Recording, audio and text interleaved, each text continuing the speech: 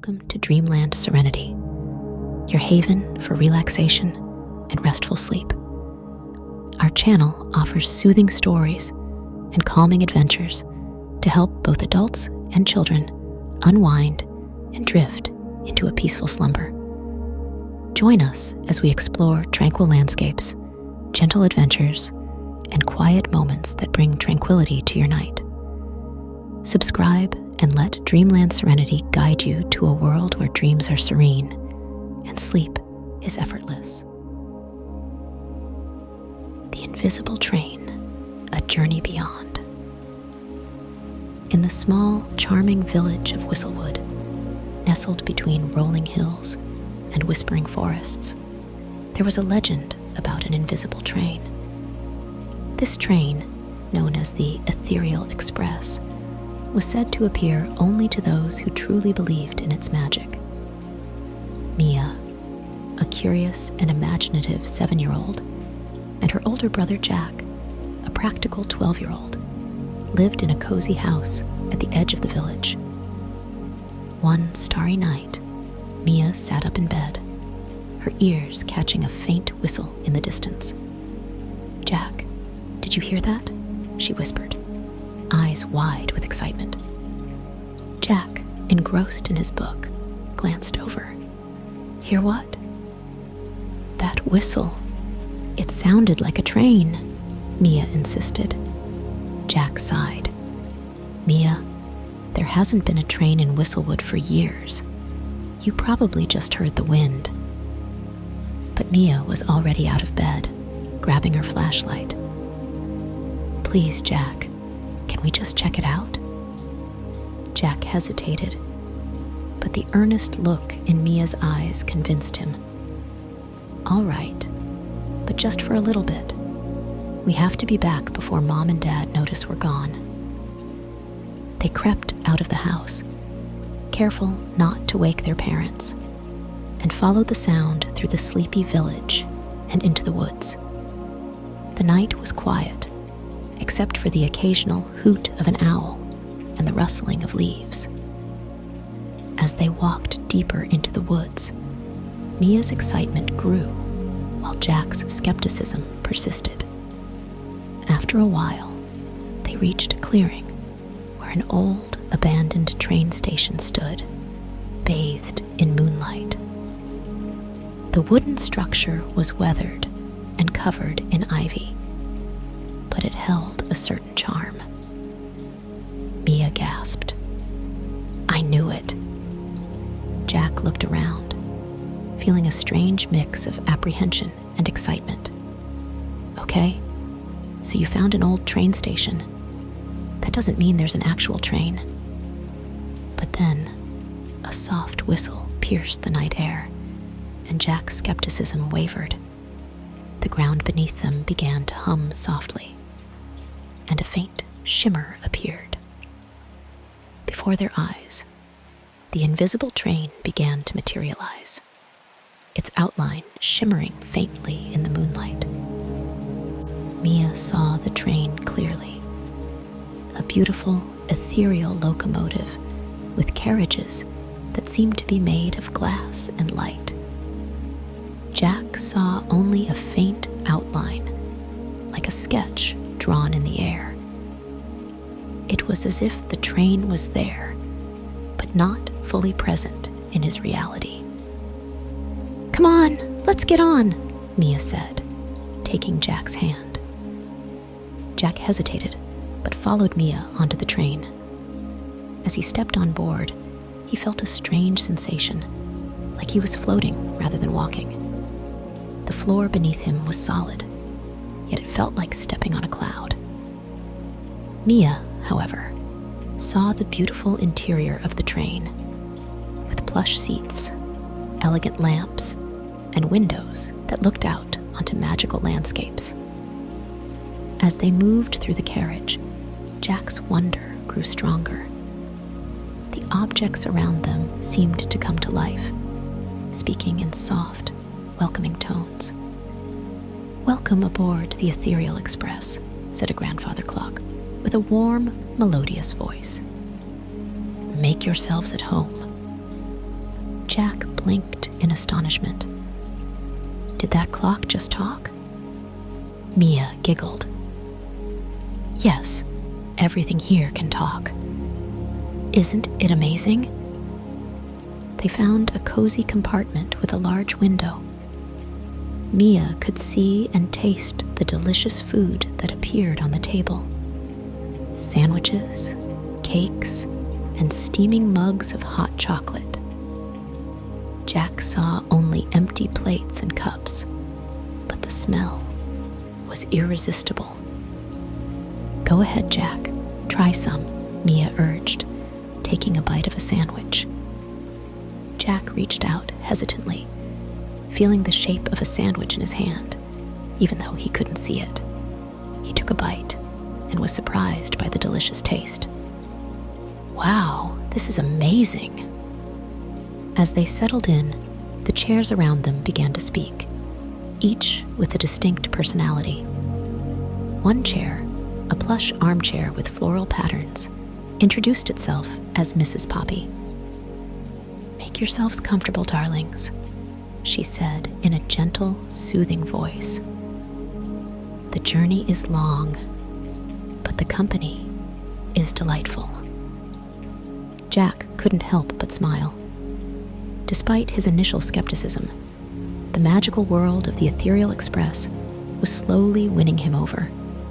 He felt a warmth and coziness that made him forget his doubts. Mia and Jack spent hours exploring the train, meeting other passengers, and listening to the enchanting stories told by the objects around them. As Mia and Jack sat in their cozy compartment on the Ethereal Express, the train began to feel more real to Jack. The walls, once ethereal and transparent, were now solid and shimmering with a warm, golden light. The elegant lamps stood firm on beautifully carved wooden tables, casting a gentle glow. Jack still felt as if he were floating, but the surroundings were becoming clearer, more tangible. Just as Jack was beginning to absorb these changes, a tall coat rack, adorned with a brass conductor's hat, stepped into their compartment, its wooden limbs creaking slightly. The coat rack cleared its throat and spoke in a deep, resonant voice. Welcome aboard the Ethereal Express. My name is Alistair, and I've been a part of this magical train for centuries.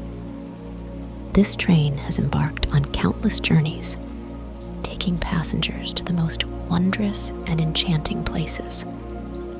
Each journey is unique, filled with magic and discovery. Mia's eyes sparkled with excitement. Can you tell us more about the places the train has been? Alistair nodded. Indeed, young one. The Ethereal Express has traveled through enchanted forests, beneath crystal clear seas, and even to floating islands in the sky. It has carried passengers to realms where the stars sing and the moonlight dances. Each destination holds its own mysteries and wonders, waiting to be discovered. Mia was enthralled by Alistair's story, her imagination running wild with visions of these magical places. Jack, on the other hand, still felt as if he were dreaming. Everything seemed too incredible to be real, yet he couldn't deny the growing sense of wonder within him. As the train moved through the night, the landscape outside the window began to change. The familiar woods of Whistlewood gave way to a dreamlike world. The Ethereal Express slowed to a stop, and the soft whistle signaled their arrival at the first destination. The train pulled into a station made entirely of crystal.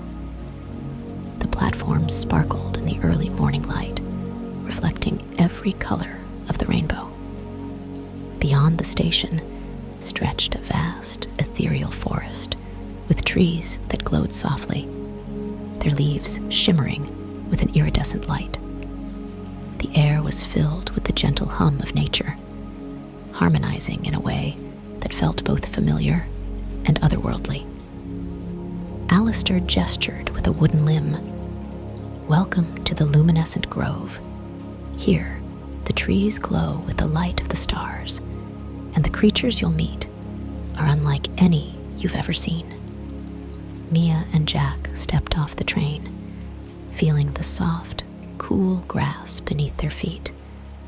The trees of the luminescent grove towered above them, their branches adorned with glowing flowers and bioluminescent fruits. The air was filled with the sweet scent of blossoms and the faint, melodic whisper of the trees. As they walked further into the grove, they encountered creatures made of light and mist. Delicate butterflies with wings that sparkled like diamonds flitted around them, and small, glowing foxes darted playfully among the trees. Mia reached out to touch a flower, and it responded by lighting up brighter, as if delighted by her presence. Jack was still apprehensive, feeling as though he was in a dream. Everything was so incredible, so vividly unreal, that he kept expecting to wake up at any moment. Yet, the warmth of the sunlight filtering through the glowing leaves, the soft hum of the forest, and the solid feel of the ground beneath his feet all reassured him that this place was real. A soft voice interrupted their awe. "Welcome, travelers." They turned to see a wise-looking owl perched on a branch, its feathers glowing faintly. "I am Oriana, the guardian of the luminescent grove. You have been brought here to witness the wonders of this magical forest and to discover its secrets." Mia's eyes widened with excitement. "What kind of secrets?" Oriana's eyes twinkled. "The grove holds many secrets, young one. Some are meant to be discovered by those who believe, and some reveal themselves only to those who are truly in need. But for now, explore, enjoy, and let the magic of the grove guide you." As they explored, they met talking animals who shared their stories. A glowing rabbit named Luna told them about the enchanted waterfall that flowed with liquid light. A turtle named Oberon guided them to a meadow where the flowers sang in harmony, creating a beautiful symphony. Jack began to see his surroundings more clearly with each passing moment. The trees became more solid, the colors more vibrant, and the creatures more distinct. His apprehension slowly faded, replaced by a sense of wonder and excitement. Although part of him still felt as if he were dreaming, it was the best dream he had ever had. Mia and Jack spent hours in the luminescent grove, playing with the glowing foxes, listening to the stories of the wise owl Oriana, and marveling at the singing flowers. They laughed, explored, and felt a deep connection to the magical world around them. As the day drew to a close, they made their way back to the train. The ethereal express stood waiting for them, its golden light inviting and warm. They boarded the train, feeling both exhilarated and at peace. Jack, now more convinced than ever of the magic around him, settled into the plush seat next to Mia. Alistair, the coat rack, appeared once more. "I trust you enjoyed your time in the luminescent grove?" Mia nodded enthusiastically. "It was amazing. Thank you for bringing us here." Jack smiled, still feeling a sense of wonder. "Yeah, it was incredible. I can't wait to see where we go next." Alistair's wooden face seemed to creak into a smile. The journey is just beginning, young travelers. There are many more wonders to see and adventures to be had. Sit back, get cozy, and let the Ethereal Express take you to your next destination. Mia and Jack snuggled into their seats, feeling the gentle sway of the train as it began to move. The soft whistle of the invisible train echoed through the night, a promise of the adventures yet to come. Their journey had only just begun, and the magic of the Ethereal Express was waiting to reveal its next secret.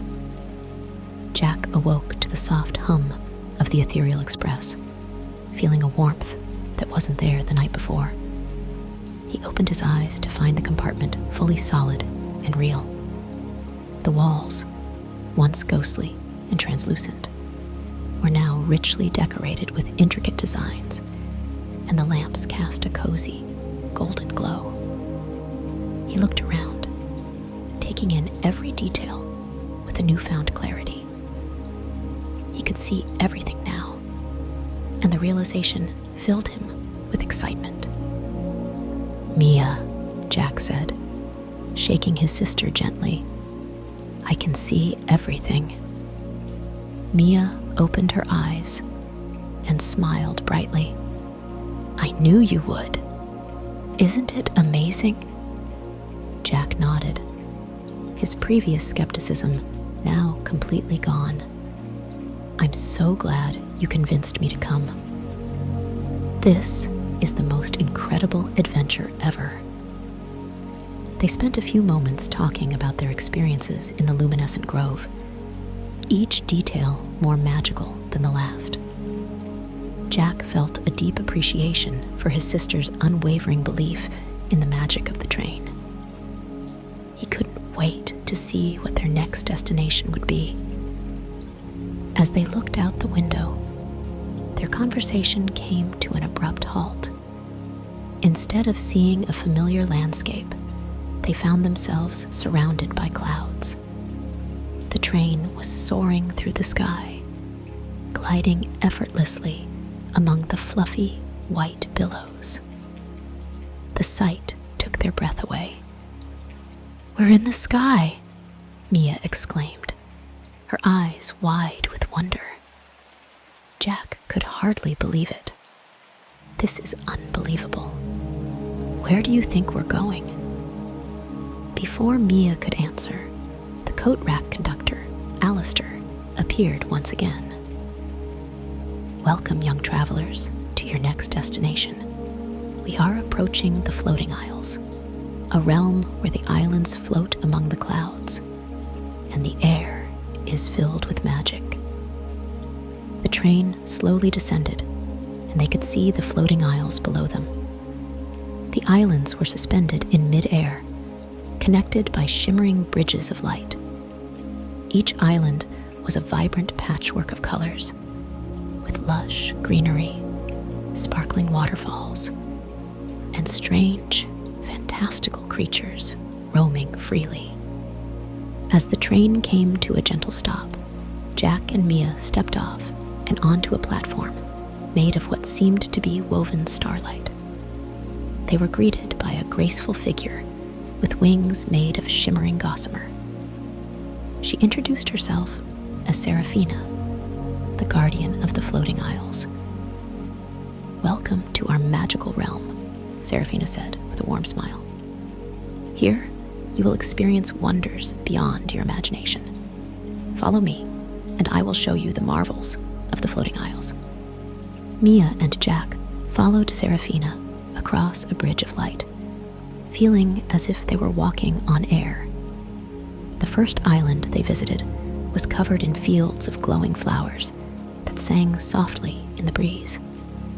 The colors were so vivid, and the scents so intoxicating, that Jack could not believe its wonder.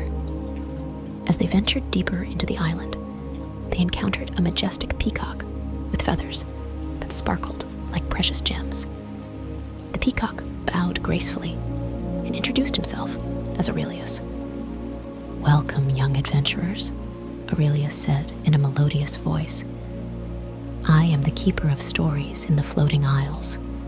Would you like to hear a tale of ancient times?" Mia nodded eagerly. "Yes, please." Aurelius spread his magnificent feathers, creating a dazzling display of colors. Long ago, these islands were home to the starfolk, beings who could harness the power of the stars. They created the bridges of light you see, connecting the islands and allowing magic to flow freely. Though the starfolk are gone, their legacy lives on in the magic that surrounds us. Jack listened intently, his imagination captivated by the story. He could almost see the starfolk, their luminous forms dancing among the stars. He realized that the floating isles were filled with history and magic, making his experience even more surreal. Next, they encountered a wise old eagle named Eldor, who guided them to a hidden waterfall that flowed with liquid light. The water cascaded down in shimmering streams, creating a mesmerizing display. Eldor spoke in a slow, measured voice. "This waterfall is known as the Luminous Cascade.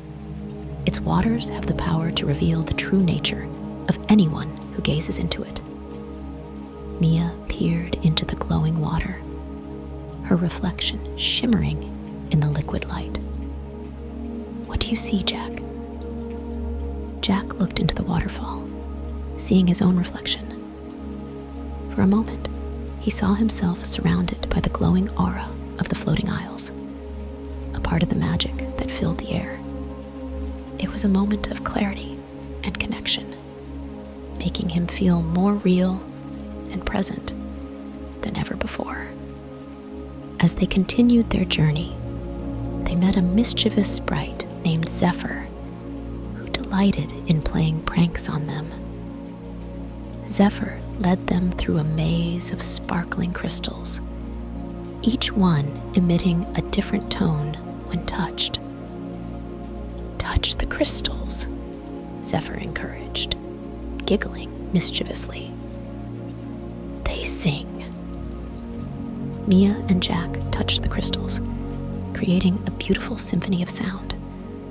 They laughed and played, their spirits lifted by the music and Zephyr's playful antics. It was a joyous experience, filled with laughter and light. Every moment in the floating isles was filled with wonder and excitement. They rode on the backs of giant, friendly birds that soared high above the islands, giving them a bird's-eye view of the breathtaking landscape. They swam in crystal-clear lakes, where the water felt like silk, and explored caves that glowed with an inner light, revealing beautiful, sparkling crystals. Jack's initial apprehension had completely vanished. He was now fully immersed in the magic of the floating isles, his heart racing with excitement and joy. He felt like he could stay there forever, exploring every nook and cranny of this fantastical place. But as the sun began to set, casting a golden glow over the islands, Seraphina gently reminded them that their journey was far from over. "There are many more wonders to see, my dear travelers. It is time for you to continue your adventure." Reluctantly, Mia and Jack waved goodbye to their new friends, promising to return someday. They made their way back to the train, their hearts full of the magical experiences they had shared. As they settled into their cozy compartment once more, Jack turned to Mia, his eyes shining with excitement. "I can't believe all that we've seen and done. I'm so glad I'm here with you." Mia smiled, her own excitement mirrored in her brother's eyes. "Me too, Jack. And just think, we have so much more to see." The ethereal express began to move again, the soft whistle echoing through the air as it gently picked up speed. The train moved gracefully through the clouds, its rhythm calming and soothing, like the lull of a peaceful dream. Jack leaned back in his seat, still overwhelmed by the wonders of the floating aisles. The vibrant colors, the talking creatures, the hidden magic. Everything felt so real, and yet it still seemed like a dream. He wondered where they would go next. Mia gazed out the window, her face full of anticipation. I wonder where the train will take us next. Each place is more magical than the last. Jack smiled at her. I know. I can't wait to see what's next. I just hope it's as amazing as the floating aisles. But honestly, I feel like we could spend forever there. Mia chuckled softly. There's still so much more to discover. Who knows what wonders are waiting for us? Jack's excitement bubbled inside him, mixing with a sense of gratitude. He couldn't believe he had almost missed all this magic because he hadn't believed in the train.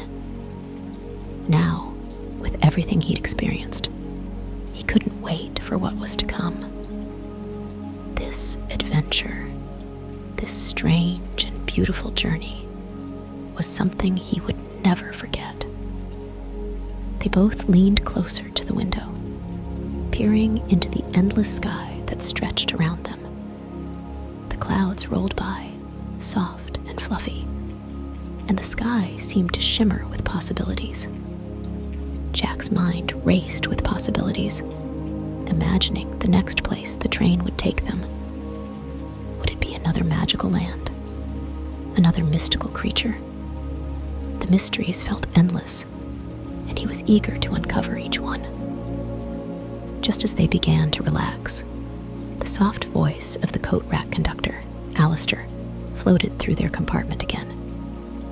Travelers, prepare yourselves for the next destination. Jack and Mia exchanged excited looks. The train seemed to be slowing down, the gentle hum fading as they approached another new location. Here we go, Mia said, her voice full of joy. Jack nodded, his heart pounding in his chest with anticipation. Whatever came next would be just as magical, just as surprising as what they had already seen. As the train rumbled forward, the soft hum of the ethereal express felt more like a lullaby than anything else. Jack and Mia, having settled into their seats once again, waited in eager silence for whatever magic the train would reveal next. The clouds outside began to thin, the fluffy whiteness gradually parting to make way for something extraordinary. Hold on tight, Jack, Mia whispered, her voice filled with thrill. I think we're getting close. Jack leaned forward, eyes wide. He had no idea what was coming, but after everything they'd already seen, he knew it would be something amazing. He could feel the train shifting beneath them, almost like it was preparing for a grand entrance into a new world. Then, suddenly, the sky seemed to part completely, and below them lay a vast expanse of rolling hills, glowing with vibrant shades of emerald green and lavender. The train descended, giving Jack and Mia a perfect view of the magnificent landscape. Look at that, Jack exclaimed, his voice filled with awe. As the train touched down softly on a platform made of smooth, polished stone, the air seemed to shimmer with the most delightful scent of flowers, fragrant but light, sweet but not overpowering. It felt as if they had stepped into a garden that stretched on forever, a place where every color was brighter, every sound clearer, and every breeze cooler and more refreshing. When the door opened, they were greeted by a strange, soft voice. A large, lush flower bloomed in front of them, its petals swirling open like a delicate fan. "Welcome, travelers," the flower said in a melodic voice. "I am Floralis, keeper of the Garden of Wonders. I will show you the beauty of this place, a garden unlike any you've ever known." Jack stared at the flower in amazement. Did that flower just talk? He still was astounded by all of the talking things. Mia laughed softly. "Yes, I think it did. This place is full of magic, Jack." Floralis swayed gently in the breeze, her petals gleaming like jewels. "Follow me, and I shall show you the wonders this garden holds." They followed the flower through the lush, colorful landscape, which was filled with flowers of every imaginable hue. Roses that glowed softly in the moonlight, daisies with petals that seemed to shimmer like silver, and lilies with golden stamens that radiated warmth. The air was alive with the sound of chirping birds and the soft hum of bees busily moving from flower to flower.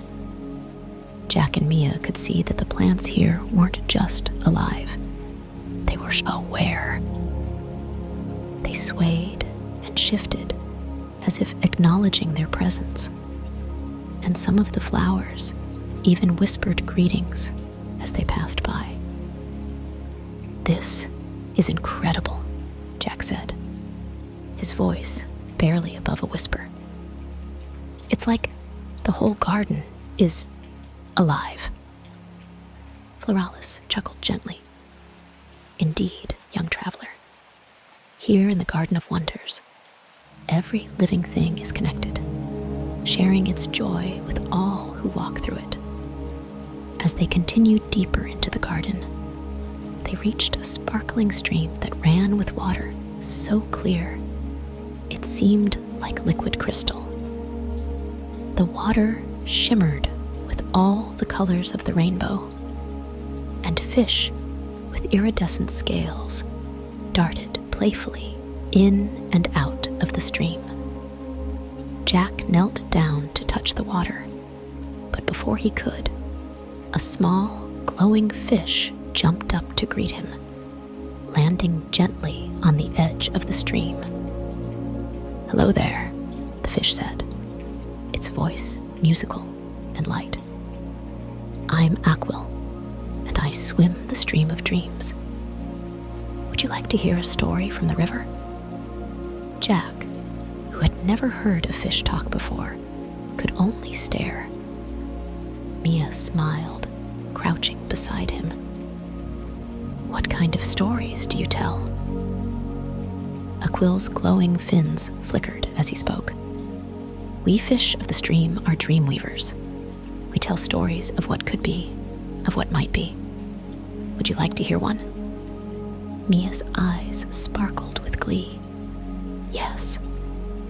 Aquil flicked his tail, and the water began to ripple, forming shapes and images on the surface. He spoke as the stream created vivid visions. Long ago, when this garden first bloomed, the trees in the forest could speak, and the winds carried stories from faraway lands. A young bird named Alia flew across the skies to search for the forgotten flowers, the ones that had lost their color and meaning.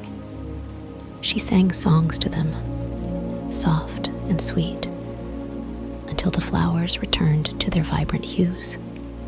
She became the guardian of the bloom, and her song still echoes in the wind today, reminding the garden that everything, whether seen or unseen, has a place, a purpose, and beauty. As Aquil finished, the water rippled again, and the colors of the stream settled back to their natural glow. Jack and Mia sat silently for a moment, lost in the magic of the story. It was unlike any tale they'd ever heard. So full of life, so rich in meaning. It made the garden around them feel even more magical, more real.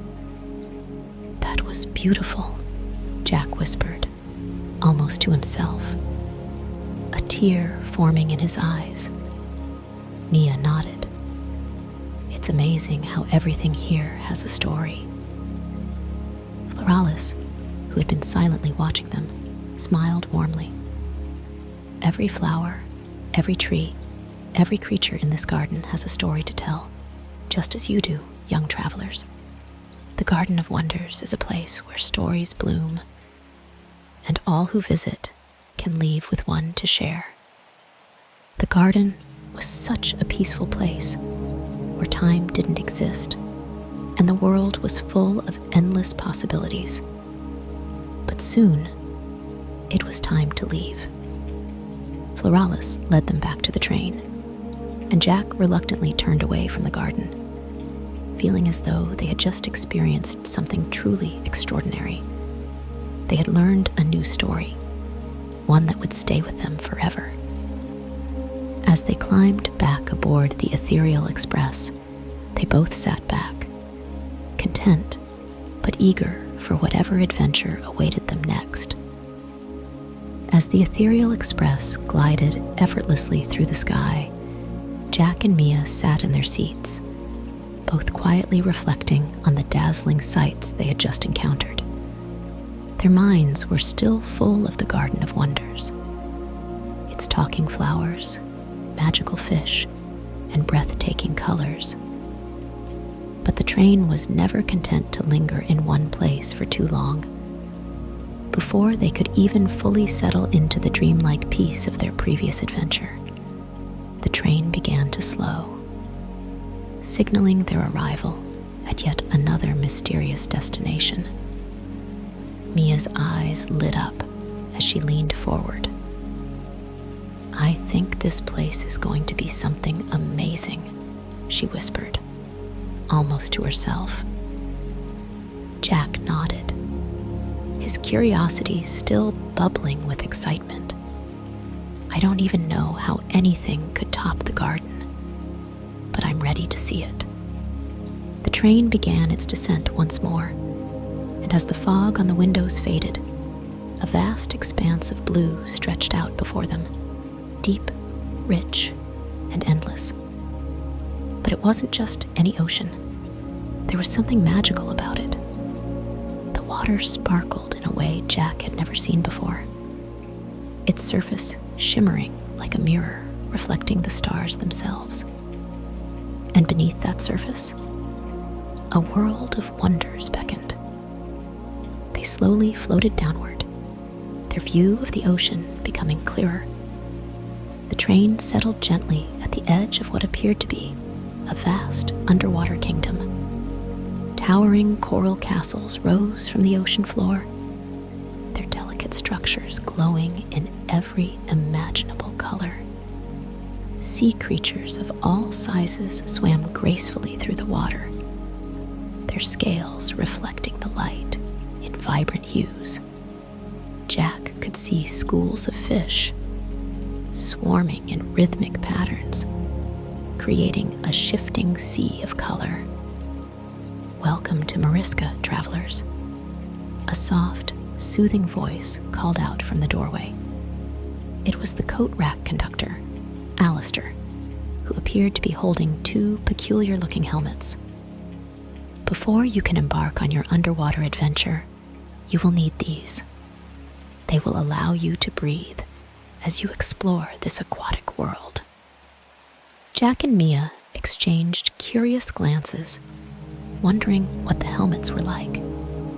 They had seen nothing like them before, but the train had already shown them that anything was possible.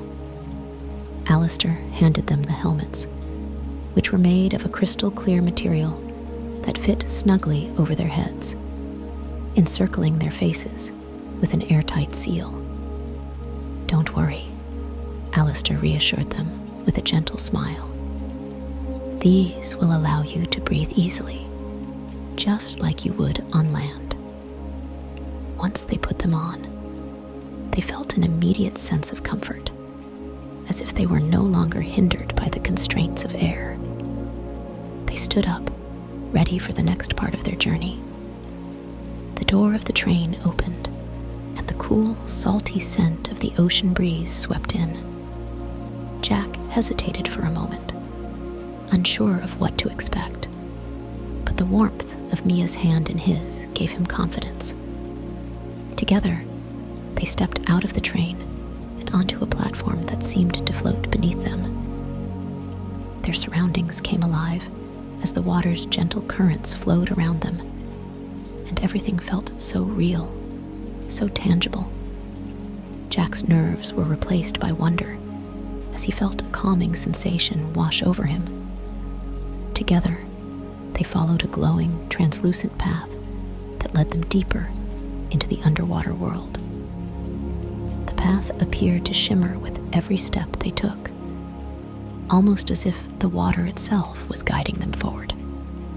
The colors of the ocean around them were unlike anything Jack had ever seen.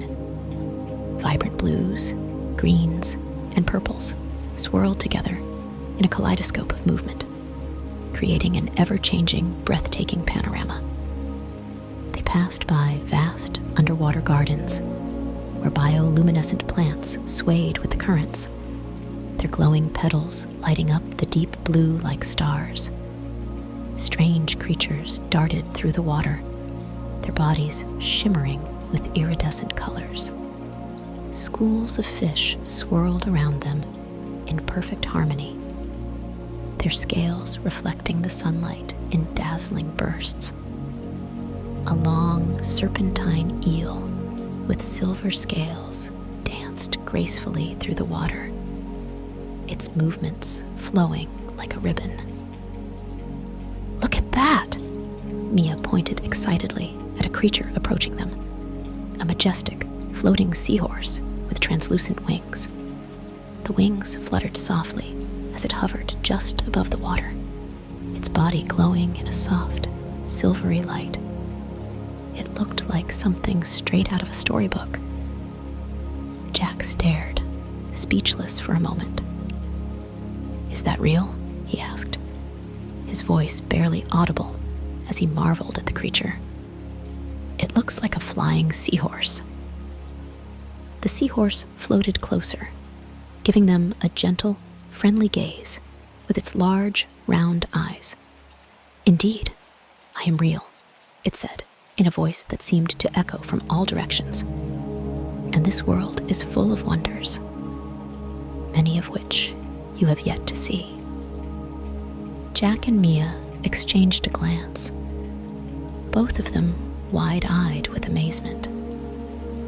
The seahorse led them to an enormous coral archway where the water parted to reveal a massive cavern. The walls of the cavern were lined with glowing crystals, their light casting a soft, shimmering glow over the entire space. As they entered, the cavern opened up into an enormous underwater arena, the size of a football field, where groups of colorful sea creatures gathered, talking, singing, and laughing. A group of playful, silver-scaled dolphins greeted them. They leaped joyfully through the water, performing acrobatic flips and dives. The dolphins communicated with each other through a series of clicks and whistles, and one of them, a young, enthusiastic dolphin with sparkling blue eyes, swam up to Jack and Mia.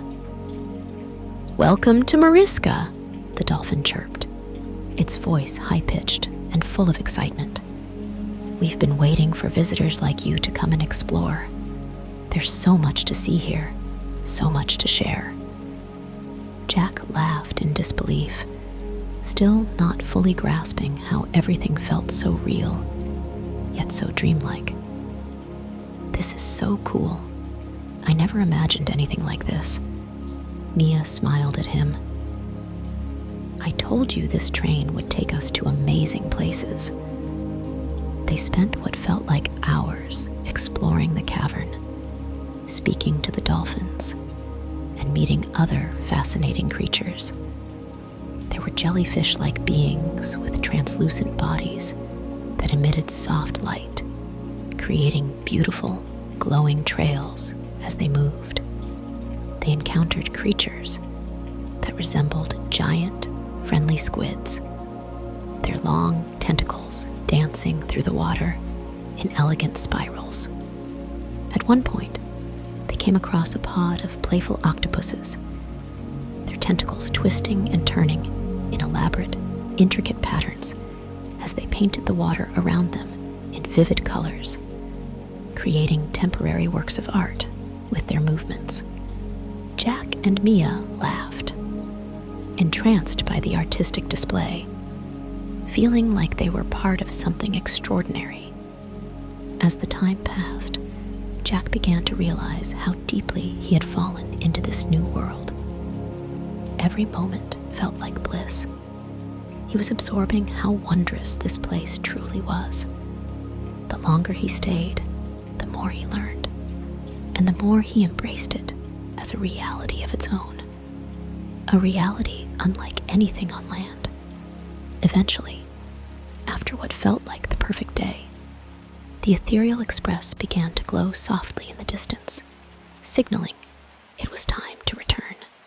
Jack and Mia reluctantly waved goodbye to the ocean creatures, who chirped and clicked in farewell, promising to always remember their visit to Mariska. As the train began to move again, the soft hum of its motion wrapped around them like a cozy blanket. Jack settled back in his seat, his mind still racing with thoughts of the underwater world they had just left behind. Whatever awaited them next, he knew it would be another unforgettable journey. As the train continued its journey, Jack and Mia could sense something extraordinary was approaching. The landscape outside the window started to change in a way that was more than just a shift. It was as if the boundaries of the world were beginning to bend and reshape before their very eyes. Mia, her face full of excitement, leaned closer to Jack. "This is it. This place is unlike anything we've seen before," she said, her voice tinged with astonishment. Jack, though still stunned by everything they had already experienced, felt a sense of eager curiosity. "I'm ready," he said, his words full of anticipation. The world outside transformed, becoming something beyond comprehension. The sky above them rippled with vibrant hues of purple, gold, and soft blue, as if it was painted in colors Jack had never seen before.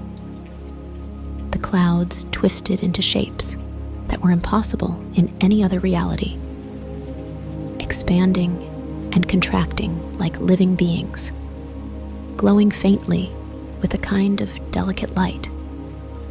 Instead of familiar ground, they saw vast fields of shimmering grass that stretched into the distance, sparkling like stars. Strange, luminous flowers bloomed from the soil, their petals opening and closing with a quiet rhythm, as if they were breathing. There were no trees, no mountains, no familiar landmarks, just an endless expanse of glowing land. The train slowed and finally stopped, and as the doors opened, the air around them felt different, cool and crisp, yet tingling with an indescribable energy. Jack and Mia stepped off, their feet sinking slightly into the soft, glowing ground beneath them. The place was surreal, and Jack couldn't help but feel that he had stepped into something completely out of the ordinary. But by now, there was no question in his mind. Everything was real, and this world was just as real as the one they'd left behind. Suddenly, the creatures appeared. They were unlike anything Jack had ever seen. Animals with features that defied logic, their bodies shimmering with colors and lights. One creature, with the body of a large cat, but with wings that stretched like a dragonfly's, padded over to them, its eyes glowing with a soft, amber light. Its voice, when it spoke, was deep and soothing. "Welcome to the beyond, where the improbable becomes reality," it said. "Here, the laws of your world do not apply. Anything you can imagine exists here." Jack nodded in understanding, but Mia's face lit up with excitement. "This is just like a dream, but it's real," she exclaimed. They continued to explore, meeting more creatures, some that resembled animals from their world, like glowing foxes and birds with feathers like crystal, while others were completely unfamiliar. A four-legged creature with a spiraling horn growing from its forehead, and a gentle, towering being made of starlight. The animals spoke to them, telling tales of the beyond, of the worlds that lay within this place, and the endless adventures to be found.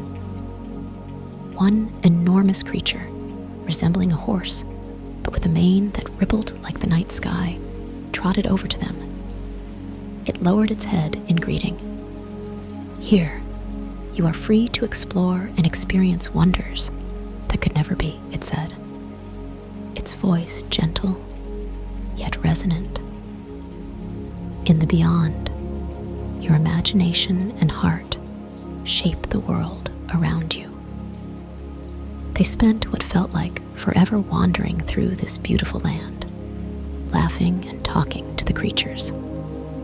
One moment, they were watching glowing hummingbirds dart through the air, and the next, they were lying on the soft, glowing ground, gazing at the ever-changing sky.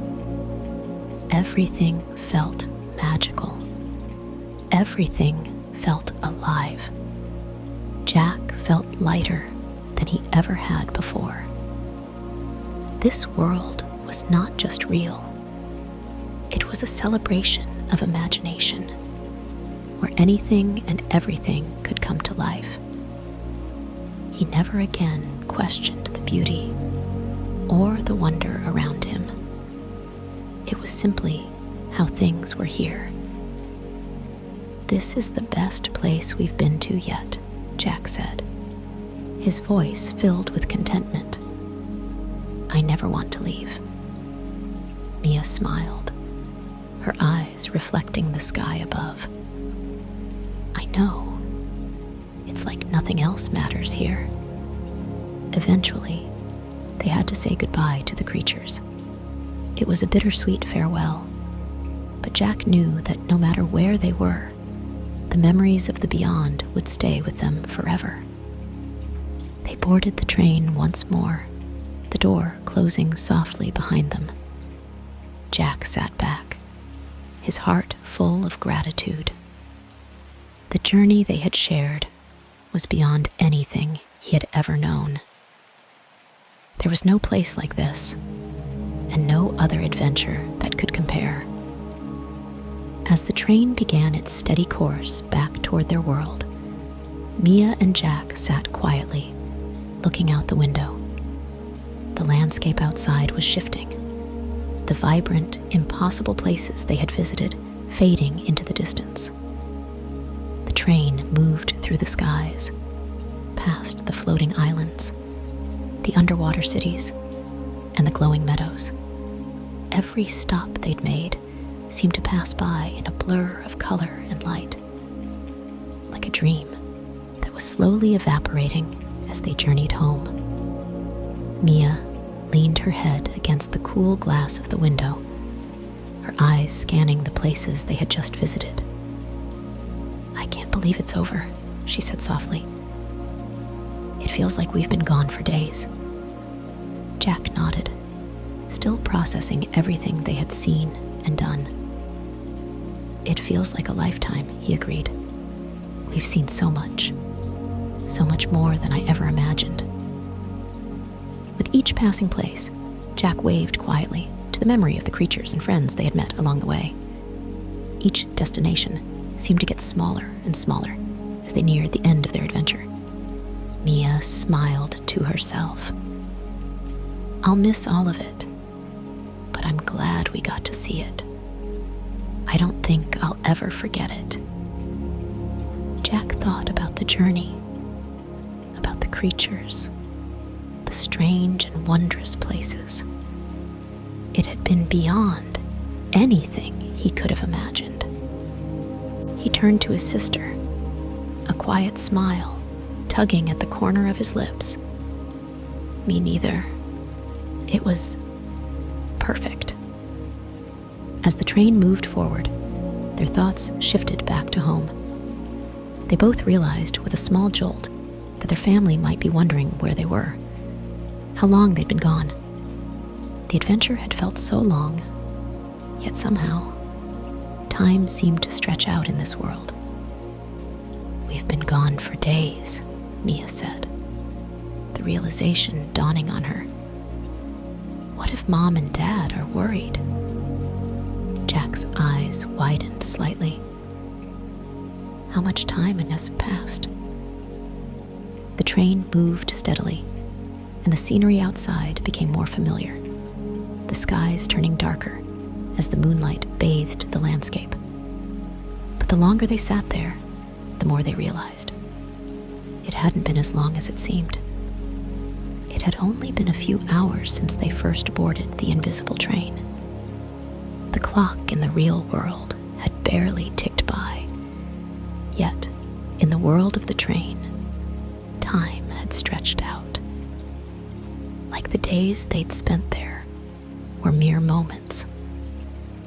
As the train began to slow, they could feel the gentle pull of the world they knew.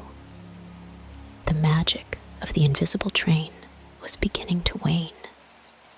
But the memories of the places they'd seen, the creatures they'd met, and the adventure they'd shared would stay with them forever. When the train finally came to a stop, the doors opened softly, and they stepped out into the familiar quiet of their home. It was as if nothing had changed. The same house, the same stars above. Everything felt just as it had before, but they knew deep down that something had shifted. Their hearts were full, carrying the memories of the incredible journey they had just taken. They made their way inside, their hearts still racing with excitement. Mia reached into her pocket absent-mindedly and pulled out something small and shiny, a medallion, delicately engraved with symbols they didn't recognize. She glanced at Jack, who had pulled one from his pocket too, his eyes wide in surprise. "Where did these come from?" Jack asked, holding the medallion in his hand. Mia turned it over, noticing the faint glow it gave off. I think it's from each place we visited. A piece of each stop. It's like the train left us with a reminder." Jack nodded, turning the medallion over in his hands, the weight of it comforting. "I'll never forget any of it. The beyond, the underwater city, the floating isles, they'll always be a part of us." They walked quietly to their rooms, still in thinking of everything that had happened. They slipped into their beds, the soft comfort of the sheets soothing them after such an extraordinary journey. As their eyes closed, a peaceful feeling filled the air around them, the medallions resting gently by their sides. The memories of the train, the places they had seen, and the creatures they had met stayed with them, even as they drifted off into sleep. And though the invisible train had disappeared, its magic, its wonder, and its reminder of the world beyond reality would remain forever in their hearts. And so, as the night stretched on, Mia and Jack slept soundly, knowing that no matter what happened, their adventure would never truly end.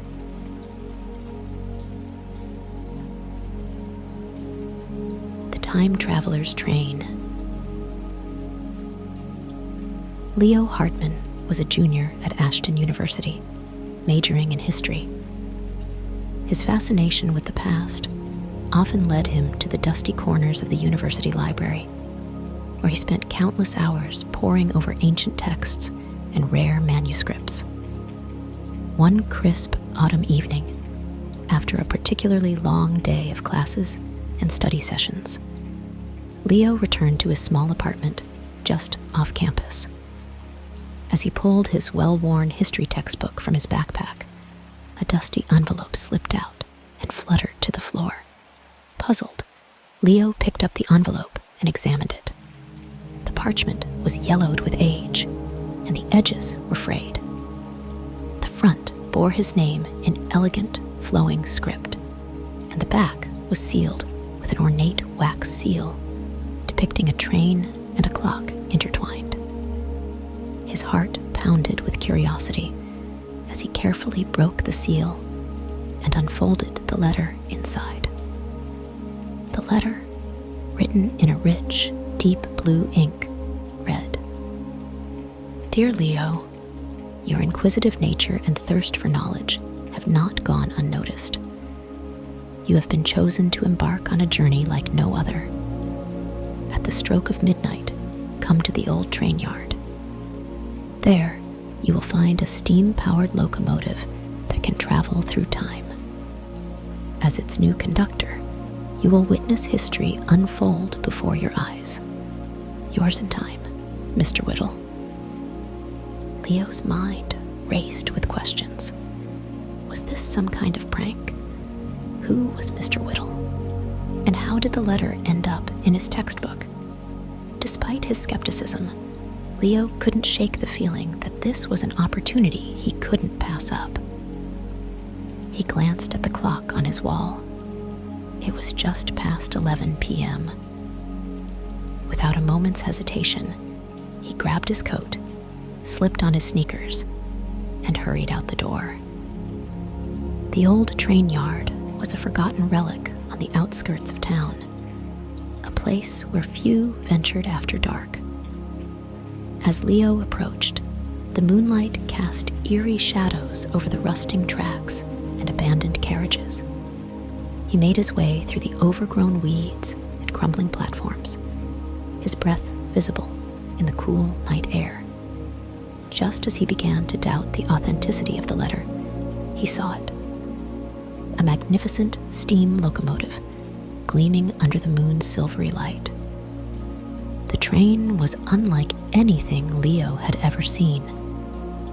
Its brass fittings shone brightly, and its polished black exterior seemed to hum with energy. As he approached, the train's doors creaked open, and a warm, inviting light spilled out, illuminating the platform.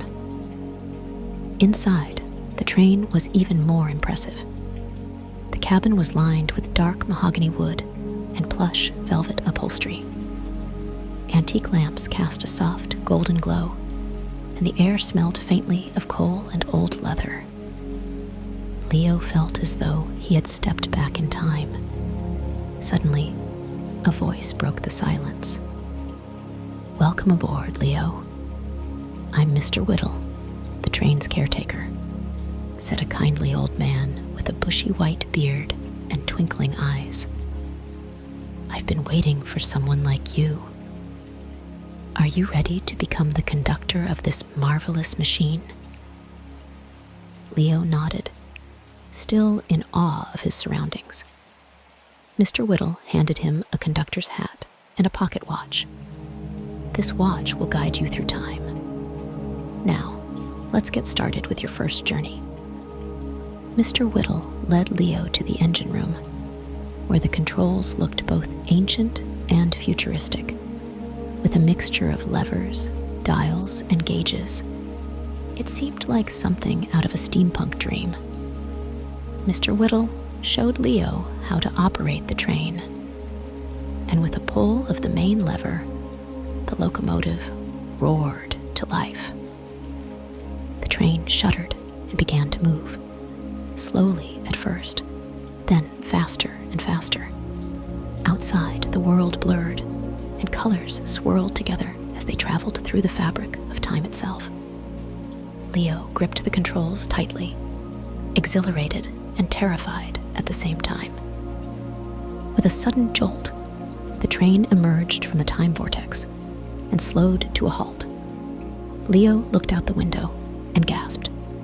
They were in a lush, prehistoric landscape, surrounded by towering ferns and the distant roar of dinosaurs. Leo's heart raced with excitement as he stepped off the train and into the prehistoric world. The ground beneath his feet was soft and mossy, and the air was filled with the earthy scent of ancient plants.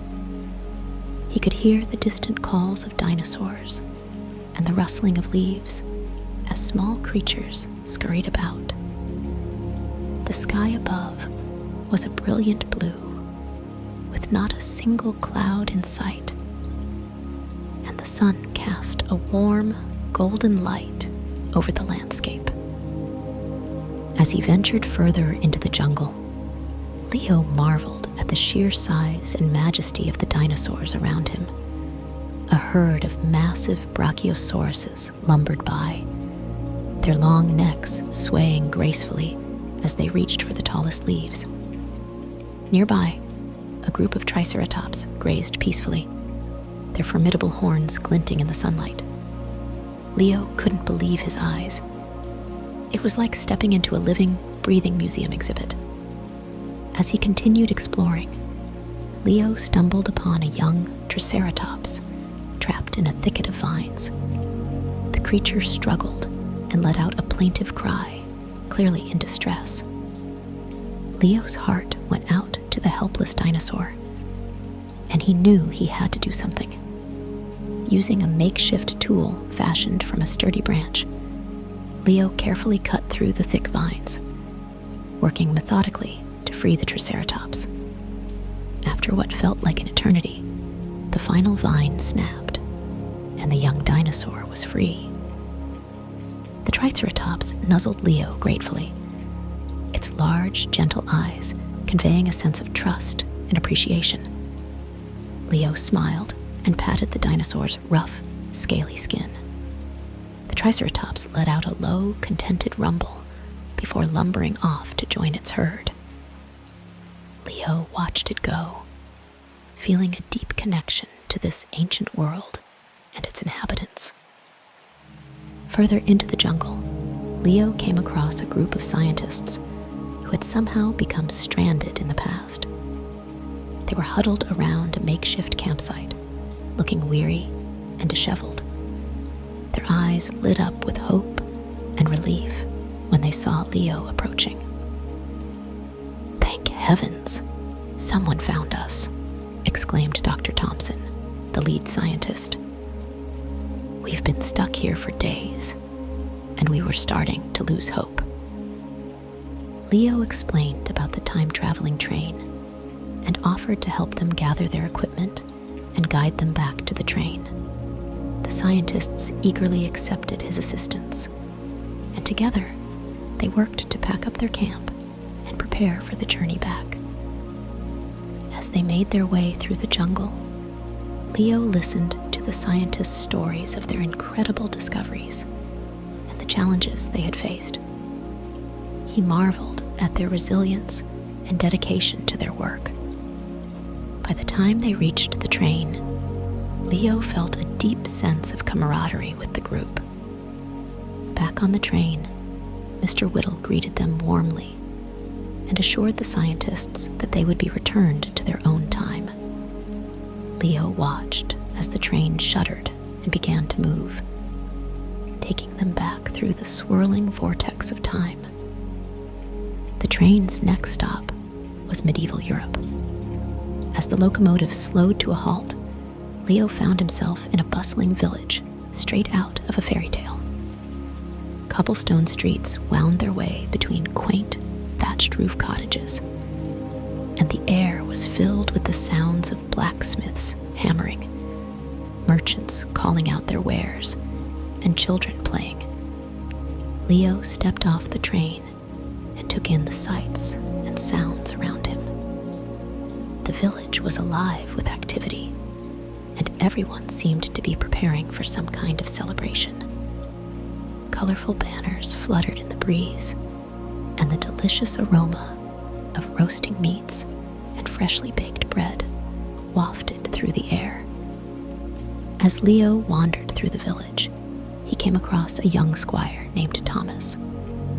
Thomas was practicing his sword, fighting in a small clearing, but it was clear that he was struggling. His movements were clumsy and uncoordinated, and he looked frustrated and disheartened. Seeing an opportunity to help, Leo approached Thomas and introduced himself. "Hi, I'm Leo. I couldn't help but notice that you're having a tough time with your training. Maybe I can help?" Thomas looked up, his face flushed with embarrassment. "I'm supposed to be training to become a knight, but I'm just not getting it.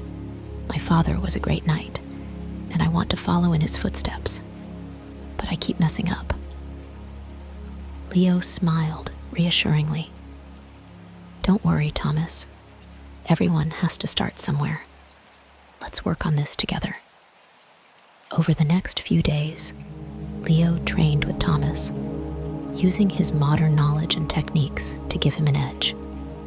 They practiced sword fighting, archery, and horse riding, with Leo offering tips and encouragement along the way. But beyond the physical training, Leo also emphasized the importance of heart and mind. He taught Thomas about strategy, courage, and the true meaning of chivalry. The day of the big tournament arrived, and Thomas was nervous but determined. The entire village gathered to watch as the squires competed for a chance to become knights. Thomas's heart pounded as he faced his opponents, but he remembered Leo's teachings and focused on staying calm and composed. With Leo cheering him on from the sidelines, Thomas performed brilliantly. He parried and struck with precision, his movements fluid and confident. The crowd erupted in applause as Thomas defeated his final opponent and emerged victorious. As the village celebrated, Thomas was officially knighted by the local lord. He knelt before the Lord, who tapped his shoulders with a gleaming sword and declared him a knight. Thomas beamed with pride, and tears of joy welled up in his eyes. After the ceremony, Thomas sought out Leo and embraced him warmly. "Thank you, Leo. I couldn't have done it without you." Leo smiled, feeling a deep sense of fulfillment. "You had it in you all along, Thomas. I'm just glad I could help you see it." Leo's next stop was Renaissance Italy, a time of incredible artistic and scientific achievements. As the train arrived in Florence, Leo stepped out and found himself surrounded by the vibrant energy of the city. The streets were lined with grand buildings, adorned with intricate frescoes and sculptures, and the air was filled with the sounds of music, laughter, and lively conversations. Leo made his way to the bustling marketplace, where merchants sold everything from fine fabrics to exotic spices. He marveled at the array of goods on display and the colorful tapestries that hung from the stalls. As he wandered through the market, he overheard a heated debate between two artists about the use of perspective in painting. Curious, Leo approached and introduced himself. The artists were delighted to meet someone with a genuine interest in their work, and they invited him to join them in their studio. Leo eagerly accepted and spent the next few days learning about the techniques and philosophies that defined Renaissance art. Under the guidance of the artists, Leo tried his hand at sketching and painting, He quickly discovered that he had a natural talent for capturing the beauty of the world around him. With each stroke of the brush, he felt a deeper connection to the spirit of the Renaissance and the creative energy that flowed through the city. One evening, while exploring the narrow streets of Florence, Leo stumbled upon a hidden courtyard. In the center of the courtyard stood a grand statue of a winged figure, its marble surface glowing in the soft light of the setting sun. As Leo approached, he noticed a small plaque at the base of the statue. It read, "In honor of those who seek knowledge and beauty, may their journey be ever inspiring." Leo was moved by the inscription and felt a renewed sense of purpose. He realized that his journey through time was not just about witnessing history, but also about understanding the values and aspirations of different eras. The next day, Leo was invited to a grand banquet at the palazzo of a wealthy patron. The banquet hall was adorned with magnificent tapestries and chandeliers, and the tables were laden with sumptuous dishes. As Leo mingled with the guests, he struck up a conversation with a renowned scientist named Galileo. Galileo was fascinated by Leo's knowledge of modern science and technology, and the two engaged in a lively discussion about astronomy, physics, and the nature of the universe. Leo shared insights about the discoveries that lay ahead, and Galileo was inspired by the possibilities. As the evening drew to a close, Galileo invited Leo to his observatory. Together, they gazed at the stars through a telescope, marveling at the vastness of the cosmos. Leo felt a profound sense of wonder and awe, and he realized that the pursuit of knowledge and discovery was a timeless endeavor. The train's next destination was the heart of the Industrial Revolution. As Leo stepped off the train and into the bustling city, he was immediately struck by the sights and sounds of progress. The air was thick with the scent of coal and steam, and the streets were alive with the clatter of machinery and the hustle and bustle of workers. Leo made his way to a nearby factory, where he was greeted by a foreman named Mr. Thompson. The foreman was impressed by Leo's curiosity and invited him to tour the factory. Leo eagerly accepted, and he spent the day learning about the various machines and processes that powered the Industrial Revolution. The factory was a marvel of engineering, with massive steam engines driving a network of belts and pulleys that powered the machinery. Leo watched in awe as workers operated looms, presses, and other machines with incredible precision and efficiency. The sheer scale of the operation was astounding, and Leo gained a newfound appreciation for the ingenuity and hard work that fueled the era. As the day wore on, Leo noticed a group of children working in the factory. Their faces were smudged with soot, and their hands were calloused from the labor. Leo's heart ached at the sight, and he resolved to do something to help. That evening, Leo met with Mr. Thompson and shared his concerns about the working conditions for the children. Mr. Thompson listened thoughtfully and agreed that changes were needed. Together, they devised a plan to improve the factory's conditions and provide better opportunities for the workers. Over the next few weeks, Leo worked tirelessly to implement the changes. He helped establish a school for the children, where they could receive an education and learn new skills. He also worked with Mr. Thompson to to improve safety standards and ensure fair wages for the workers. The impact of Leo's efforts was profound.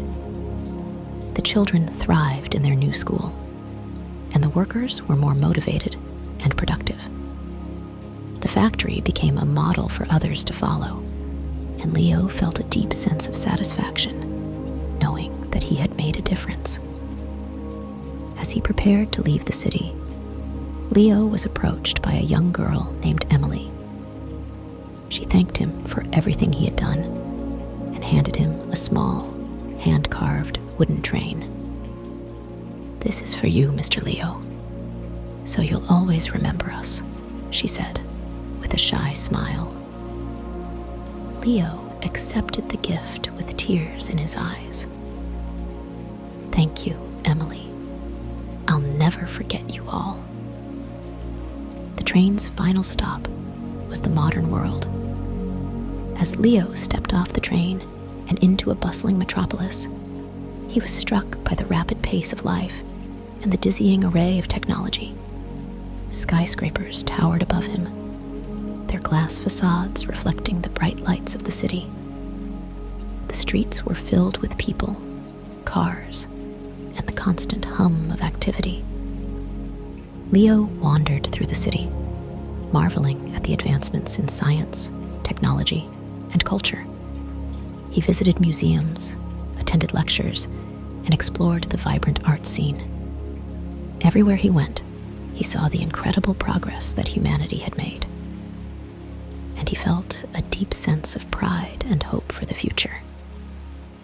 One day, while exploring a park, Leo stumbled upon a group of students working on a community garden. The students were passionate about sustainability and environmental conservation, and they invited Leo to join them.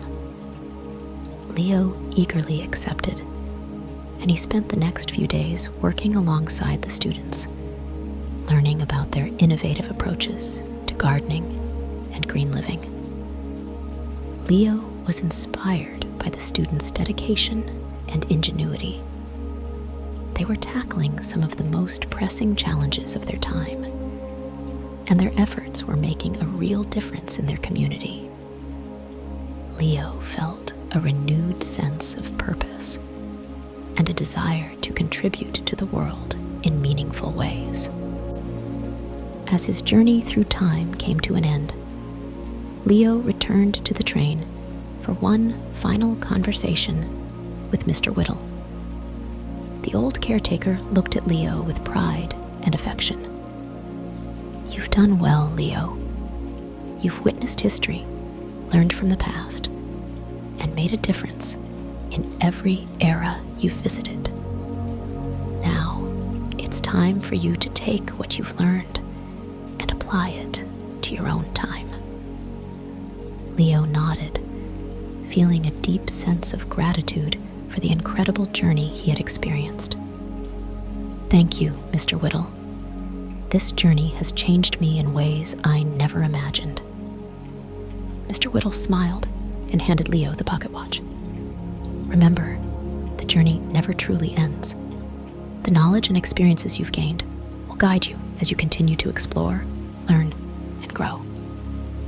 With those words, Leo stepped off the train and into his own time, ready to embrace the future with a renewed sense of purpose and a heart full of hope.